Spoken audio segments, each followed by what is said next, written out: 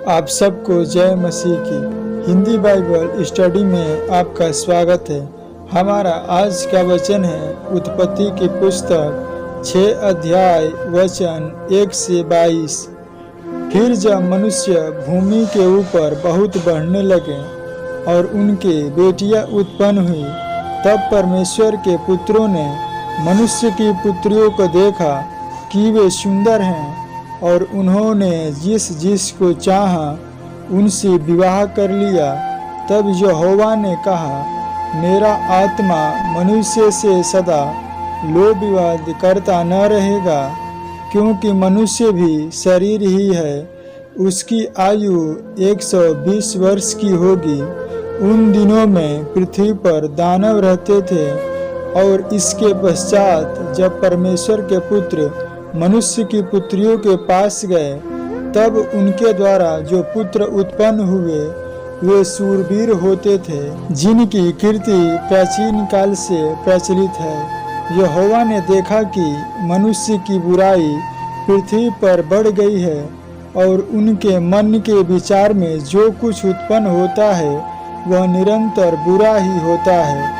और यहोवा पृथ्वी पर मनुष्य को बनाने से पछताया, और वह मन में अति खेदित हुआ। तब यहोवा ने कहा, मैं मनुष्य को जिसकी मैंने सृष्टि की है पृथ्वी के ऊपर से मिटा दूंगा। क्या मनुष्य, क्या पशु, क्या रेंगने वाले जंतु, क्या आकाश के पक्षी, सबको मिटा दूंगा, क्योंकि मैं उनके बनाने से पछताता हूँ। परंतु यहोवा के अनुग्रह की दृष्टि नूह पर बनी रही। नूह की वंशावली यह है, नूह धर्मी पुरुष और अपने समय के लोगों में खरा था, और नूह परमेश्वर ही के साथ साथ चलता रहा। और नूह से सेम और हाम और एपेत नामक 3 पुत्र उत्पन्न हुए।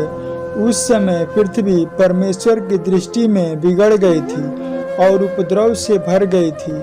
और परमेश्वर ने पृथ्वी पर जो दृष्टि की तो क्या देखा कि वह बिगड़ी हुई है, क्योंकि सब प्राणियों ने पृथ्वी पर अपना अपना चाल चलन बिगाड़ लिया था। तब परमेश्वर ने नूह से कहा, सब प्राणियों के अंत करने का प्रश्न मेरे सामने आ गया है, क्योंकि उनके कारण पृथ्वी उपद्रव से भर गई है। इसलिए मैं उनको पृथ्वी समेत नष्ट कर डालूंगा। इसलिए तू गोपेर वृक्ष की लकड़ी का एक जहाज बना ले, उसमें कोठरियां बनाना और भीतर बाहर उस पर राल लगाना। इस ढंग से तू उसको बनाना, जहाज की लंबाई 300 हाथ, चौड़ाई 50 हाथ और ऊंचाई 30 हाथ की हो। जहाज में एक खिड़की बनाना और उसके एक हाथ ऊपर से इसकी छत बनाना, और जहाज की एक ओर एक द्वार रखना, और जहाज में पहला, दूसरा, तीसरा खंड बनाना। और सुन, मैं आप पृथ्वी पर जल प्रलय करके सब प्राणियों को जिनमें जीवन का प्राण है आकाश के नीचे से नष्ट करने पर हूँ, और सब जो पृथ्वी पर हैं मर जाएंगे।